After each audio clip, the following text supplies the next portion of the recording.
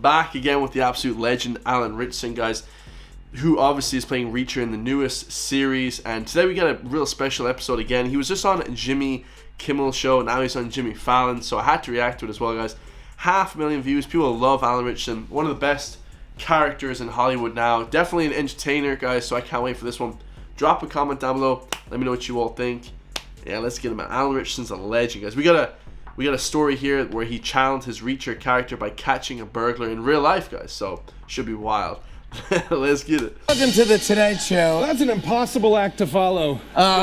J-Lo getting you sloppy drunk off her Dolola, handing out autographs left and right. What do I have? Cake with nothing. No, it's all right. We can probably find something for you to give out. What? You want to give the Sharpie to somebody? I will sign this. Give it a sign. Yeah, yes. Sign the Sharpie? Yes.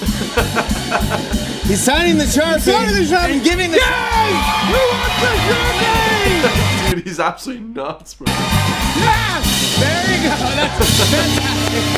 Nice one in. Nice catch, bud. See, there you go. Catch. See, you can top that. You can top that. Look at him fight for it. But the cameras don't show you. Come on. Oh, thanks, man. You just got a signed Sharpie from Reacher. Yeah, come on. Sloppy signature. That was a tough Alan, can we talk about Reacher, by the way? I know you have your film Ordinary Angels. Yeah. That's where you're here for. But Reacher, as you're filming season 3 right now. We are almost, we're nearing completion of season 3. Yeah. That's crazy. So they only just finished season 2 watching it, and now season 3 is out. It's crazy. Amazing. Go watch season 2 and season 1 of Reacher. Best show on TV, guys. Hands down. Like, every other show is terrible compared to Reacher. Yeah. It's been, thank you. It's a runaway hit. It is a smash hit. It's been a big success. It was, it's a really hard fought win though, this one. It was. This was not an easy get. I was never supposed to be Reacher. Really? Big asterisk by this role for me. So I feel lucky. So you had to audition and you had to audition, and they were auditioning. They wanted the exact specifications. He's 6'5", I'm 6'3". I'm automatically out. That's true. I'm 6'3" too, guys. I couldn't be Reacher, but you can be because he is, right? Just put those little height, shoes in your, those little height boosters in your shoes, But I fought for this. I fought for this. So before season 1. Usually there's an audition process. You go in 1 or 2 times. If you're lucky, you screen test. But this was during COVID. So there was ample opportunity to just where was I going to be? On a film? I'm in my basement. Yeah. So is the rest of the world. So is the rest of the world. So they go, we're gonna read you one more time. It's pretty good. An exec at Sky Dancer Amazon wants to see you. So I'm like, okay, I'll do it again. So I show up ready. But I was cheating because I had this great setup in my house. I had an amazing camera, like a film camera, lights. I was micing myself up. I was doing the whole thing. Oh, yeah, everything. I was cheating. Yeah. Yeah, you have to. You got to. Always prepared. Guys, like I said, man, success is when preparation meets opportunity. He did the preparation. There's the opportunity. Smashed it right at the park, guys. This is the same with this YouTube, guys. I've got 5,300 videos done. And I haven't started growing on this channel till about 3 weeks ago, guys. So that's the success, the opportunity matched with the success because of the preparation. You really You're want competing against the world's finest actors. Yes. This part. So I get near the end. We're screen testing for this thing. This is the most crucial step. And I mic myself up, do my little little pat myself dry. Yeah, of course. We get in there and I do a scene. And it went really well. I made no mistakes. It was solid.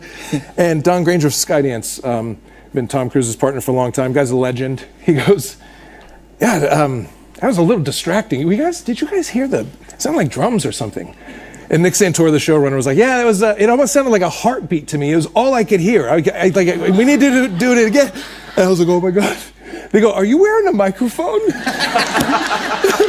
You were that? I was like, oh my God, I was that nervous. My heart was pounding so hard. I mean, you guys, you can tell because he only blew up at 40 years old. A lot of you guys think life is over at 25. Oh, I'm 23. Life is over. Bro, I only started to get good at 27, 28, guys. I'm 28 now. I only started to really progress in my career at 28 on this YouTube channel. At 28, guys. 2.5 years doing the damn thing. He's been working for 20 years in Hollywood. You know what I mean? He hasn't made significant money until now. You guys think life is over? Life isn't over, bro. 40 is young, bro. It distracted the entire screen test. So I go, no. I go, no. I'm not worried. I go, no. And I snuck off camera like this, and I ripped the microphone off. And I went back in, and none the wiser, and I ended up with the part, so I got lucky. But almost lost it. You're good. Yeah. And here we are, season 3. You're so good at it. You're so. Thank you. It's fantastic. So, do you ever feel like you're Reacher in real life, though? Like, do you go out and you're like, He and I have a lot of similarity. I mean, if you've ever been to dinner with me, you see that I eat like a tired ox. So I've actually had people in other countries. I've like filmed in South Africa, and I go like, I'll just have 4 entrees. No, we're not going to bring that many entrees. really? No, we don't do that here. I'll eat my food. I eat a lot, right? Reacher eats a lot. But I also love justice. I'm who doesn't? Yeah. I'm not going to wait for the clumsy, fickle justice system to take care of things for us. I'll do it myself. Yeah, wow. So I'm on a date. With my wife. Okay. Kat. We're in Old Montreal shooting a show, and we got all Shout out to Canada. all dressed up, walking down the cobblestone streets. It's dusk. It's beautiful outside. And she sees feet dangling out of a window, and she goes, I think somebody's breaking into that car. She spotted it before I did, and I was like, oh, the glass at his feet. I think you're right. So this guy pulls out of this car, and he's got like 4 duffel bags of stuff, and he starts running towards us. And I was like, that dude definitely just broke into that car. And we lock eyes as he passes, and I was like, oh no.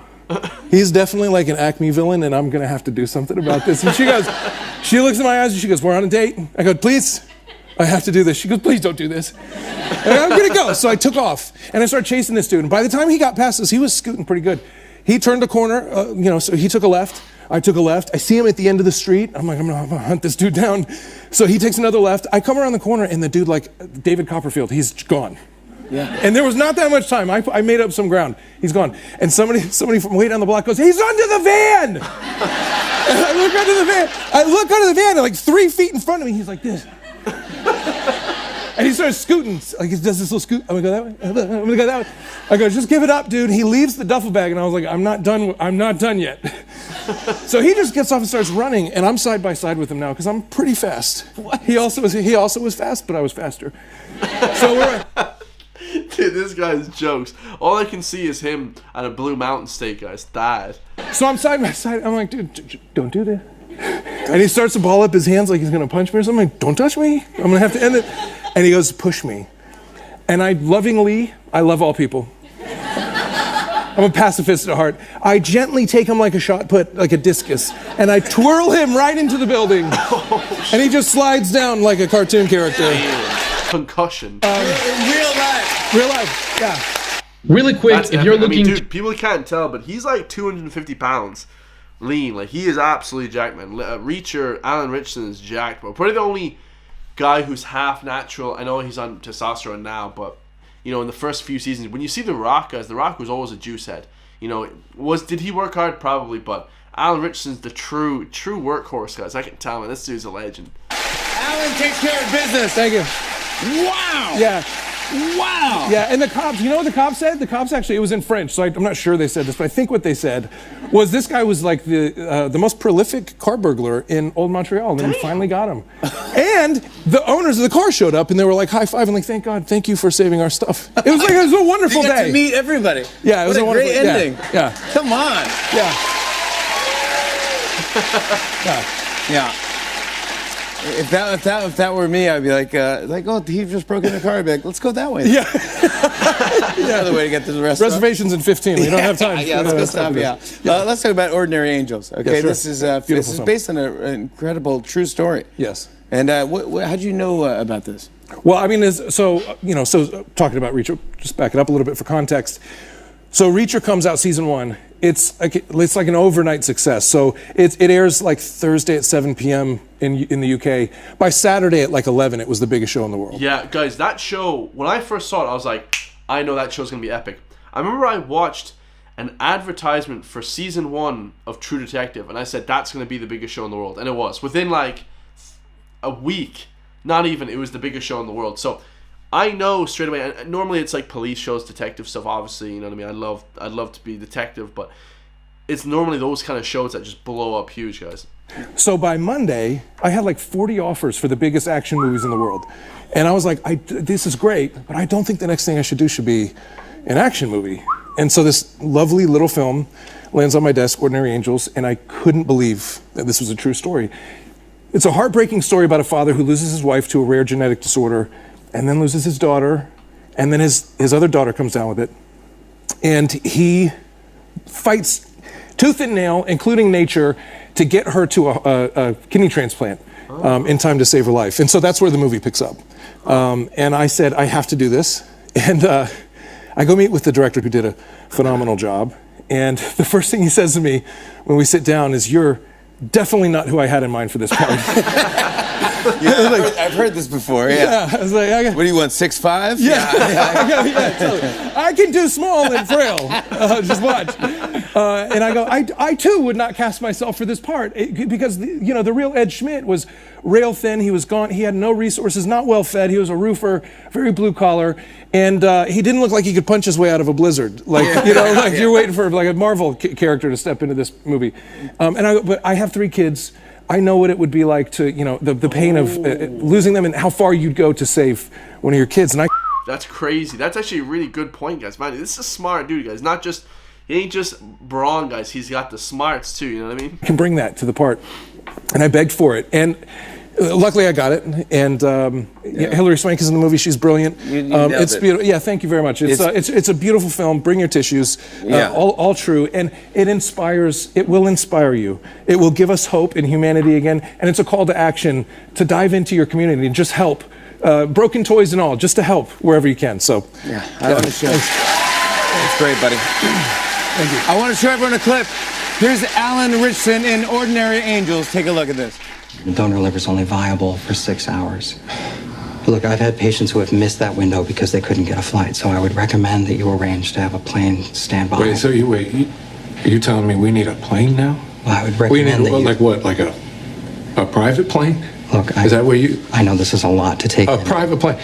How exactly do you recommend we get a plane, Doc? No, tell me. Ma, how do we do that? How do we arrange a plane? We'll figure it out. We will. Ed, I'll get you a plane, I promise. You'll get a plane. Private plane. I will. Bro, that looks not bad, guys. I'm not gonna lie, bro. He's a good actor. Like, sometimes you can kind of see, like, is he a good actor or not? It's kind of hit and miss, but I mean, he's developing the skills, guys. He's been acting for 20 years, so shit. That's True fine. story. Alan. Emotional, because I remember reading Arnold Schwarzenegger's book. When you're a big actor, kind of muscular guy, masculine guy, a lot of the roles they want to give you are just sports roles or action movie, but you should actually branch out to do other roles as well, so you can get bigger parts in bigger movies. Because the biggest roles in movies aren't action movies; they're actually like comedy and like emotional, like thrillers and like movies like that. Like real big blockbuster movies are more emotional. Ritchson, everybody. Ordinary Angels is in theaters February 23rd. Very good, man. We'll be right back. That's absolutely fire, guys. Yeah, absolutely fire. Let me know what you all think, guys, of season 2 of Reacher. I had to react to that because he's probably my favorite actor in Hollywood now, guys. Not a weird guy at all, just a regular, plain Joe Smith, guys. Absolutely love it. Let me know what you all think, guys. Stay free. I'll see you guys all in the next one, man. Peace.